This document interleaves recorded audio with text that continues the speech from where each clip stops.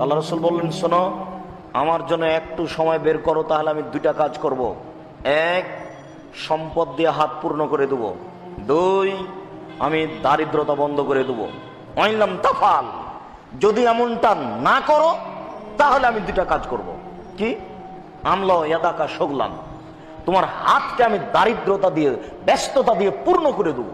নেও, তুমি কত ব্যস্ততা নিতে চাও? দিন রাত তোমার কাছে থাকবে ব্যস্ততা, হিসাব নিকাশ, দোকান পাট, বাজার, ছেলে মেয়ে, ব্যবসা বাণিজ্য সব নিয়ে তোমাকে একবারে এমন ব্যস্ত করে তুলবো যে তোমার পেশাব পায়খানার সমস্যা হয়ে যাবে।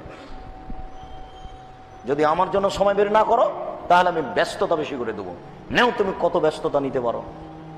তোমার স্ত্রীকে লাগিয়ে দেবো 10, 12, 15 আইটেম খানা পানি সাজাতে হবে, বানাতে হবে। তাহলে 10, 12, 15 আইটেম যদি খানা পানি বানাই, তাহলে 9টার দিকে যাবে বাজারে, 10টার দিকে, 1টা পর্যন্ত বাজার করলো, ধাক্কা ধক্কা খেয়ে কত কি করে আসলো। আয়সা কোনো হালাতে জোহর আসর সালাত আদায় করেছে বা করেনি, আবার এগুলো বানাতে লাগলো। দেখেন কত টেনশন, কোথায় ইবাদত? আপনিও ব্যস্ত, আপনার স্ত্রী ব্যস্ত। দেখেন আল্লাহ রাসূল একভাবে বলছেন, আল্লাহ তাআলা বলছেন এর হাদিসে কুদসি,